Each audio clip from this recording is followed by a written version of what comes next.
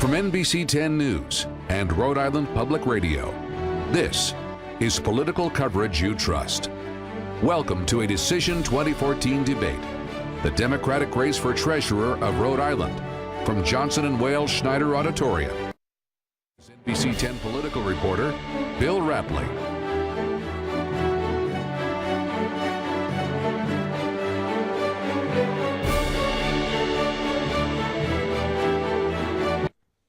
Good evening. This is welcome to our Democratic primary debate between the candidates for General Treasurer. This is the final televised debate before the primary next Tuesday, so we hope it's going to help Democratic voters make their choice. Now, I'd like to introduce the two candidates. On my left, we have Frank Caprio, who was a former state treasurer, as well as a former state senator, and he was a candidate for governor in 2010. And to his left, Seth Magaziner, who is a vice president of a Boston-based investment firm, and this is his first run for elected office. Now, asking questions today, the panelists will be two of my colleagues from NBC 10. We have Katie Davis and Parker Gavigan. But first, we'll start off. I'll tell you a little bit about the format. As we ask a question, each of the candidates will be able to respond, and then there's going to be a 5-minute discussion period, so there can be a little bit of back and forth, and we may jump in if we feel that you're getting a little bit off topic or we want to press on any particular point. I'm basically a timekeeper. I'll have somebody in my ear telling me how much time each of you has had, and we'll try to keep that equal. At the end of the half hour, the candidates will each have 2 minutes for a closing statement. So let's start off. I'll ask a question, and we'll start with you, Mr. Caprio, and then, of course, Mr. Magaziner, you can jump in. Why would you want to run for this office? Now, 4 years ago, you had the office, you walked away from it, and now you want to come back to it. Thank you. And Bill, thank you for moderating today, and Katie and Parker. I appreciate you taking the time to host this debate.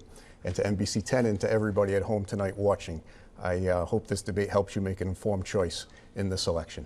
The Treasurer's Office, as you've seen over the last 10 years especially, has become a very important office. And having served there and done a good job there, I know what it takes to move the state forward through the Treasurer's Office. And having been away from elected office for the last 4 years, I felt as though now was the right time for me to put my qualifications forward and work hard to try and earn the support of the people of Rhode Island. That's what I've been doing over the last year. Again, we have big issues in Rhode Island. We have an $8 billion pension fund that needs to be overseen and driven in the right direction.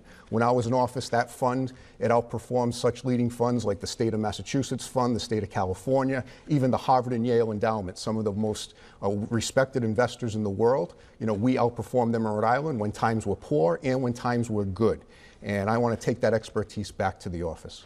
So, Mr. Magaziner, you have not run for any elected office before. If you wanted to bring your financial skills to bear on a municipal or perhaps a local financial situation, why start off with a statewide office? Well, thank you, Bill, for having us tonight. Thank you to the viewers at home.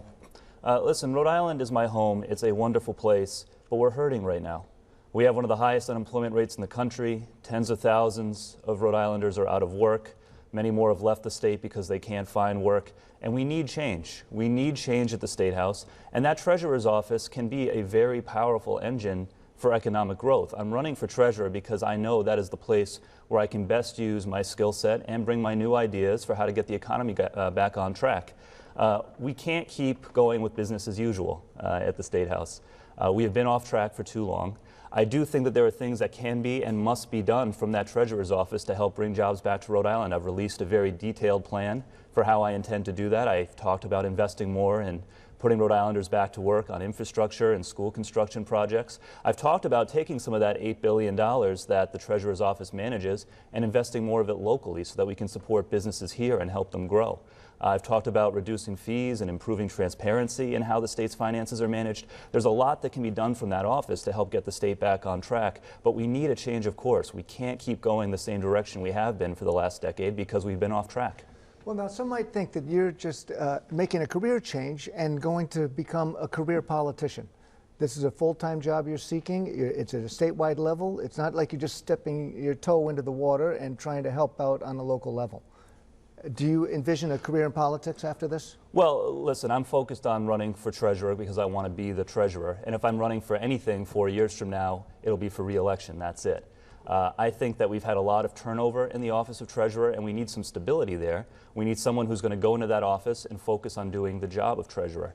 I'm proud of my financial background as a vice president at a billion-dollar investment firm. I look forward to bringing that experience to the treasurer's office, but we need big change. You ask why I'm running for this office. It's because this is a very influential office that can do a lot to get the economy back on track. We've had too much incremental change when it comes to the economy in Rhode Island through the years. We need big ideas. That's why I'm running for this job. Mr. Caprio, one might ask you, instead of why are you running for this office, why did you walk away from this office 4 years ago? Well, it wasn't so much walking away, Bill. What it was I ran for governor in 2010, and I worked hard. I had a lot of people supporting me, but I didn't run a good campaign. And at the end of the campaign, I said some things that I shouldn't have said about President Obama. And I've said loud and clear during this campaign that I wanted to go out and present myself again in a fresh way and ask people for their support. But to address some of the things that you just heard, you have to parse every little thing that my opponent says, because his resume is paper thin. He has really minimal experience in the professional world, so he's tried to blow up his qualifications when it comes to what he's done in the past, especially when he talks about managing money. The firm that he worked at, from what I've read, there's been a complaint filed with the CFA, which is the most well-respected financial overseer of financial firms, because of the way he's been going around saying that he managed money as a professional at this firm when he had no licenses and no credentials to do that. And everybody else at that firm who does have the credential that allows them to manage money has a duty to set the record straight. Now, I'm not surprised that when the leader of his firm was asked about this, at first he wanted to defend his former employee, but then when he was asked follow-up questions by other media outlets, he went radio silent. And I think that's very troubling, because the people of Rhode Island right now, they need someone that's going to talk straight to them and tell them the truth and be forthright with them. And right now we have someone running for treasurer that's going to oversee $8 billion, going to oversee a budget that spends about $100 million a year. Someone, that out of the box is parsing his words and saying things that his own boss said I would have said them differently. So I think that raises a lot of questions going forward. They're not going to go away no matter what happens in this primary. So I ask the people of Rhode Island to think about that. When you see a young man, this isn't a high school play where you can just mimic lines to people and expect them to believe them. You have to put your track record out there and base it on facts. Mr. Caprio, I think we've got your point, and we're going to break format a little bit here and let Mr. Magazzino respond. What we've seen here is classic Frank Caprio nasty politics. He's throwing out names, he's throwing out accusations. Here are the facts. At Trillium Asset Management, a billion-dollar investment firm where I've worked for the last 4 years, I was a vice president. I was a member of the investment committee that oversaw investment strategy for the entire firm, and I had personal oversight for all of the firm's investments in banking, energy, and diversified financials, about $100 million of investment positions. Now, when the CEO of Trillium was asked to back up my record, he did so. He said that I was a critical part of the investment team at Trillium that helped drive our strong performance. He also said that I delivered consistent outperformance in my role there. Now, I'm not surprised to see Mr. Caprio doing this. He's getting desperate. He knows his campaign is failing, and there's a reason for that. The reason is, when you hear us talk about why we're running for treasurer, he's asking Rhode Islanders for a second chance. It's all about him. I'm out there talking about how we have Rhode Islanders who are hurting and how I want to use that treasurer's office to put Rhode Islanders back to work. People are responding more to my message, so you're seeing desperate attacks and name calling. It's more of the same. All right, well, let's go to Katie Davis now to ask a question, maybe less about the campaign and more about the treasurer's job. Good evening. One of the jobs of the treasurer, as you both know, is to oversee the 529 college savings plan in Rhode Island. Now, that plan has consistently underperformed compared with plans in other states. In fact, it was recently ranked 50 out of 55 plans nationwide. Why is that, and what would you do to turn that around so that parents and grandparents in Rhode Island would feel comfortable investing in our state's plan? Well, first of all, the reason that we're underperforming other states in the 529 college plan is because my opponent signed a long-term contract with a bad investment firm in his last year of office. I believe it was a 5-year-long contract that we haven't been able to get out of since then. What I would do is two things. Number one, I would immediately begin looking for other investment managers to manage that 529 plan.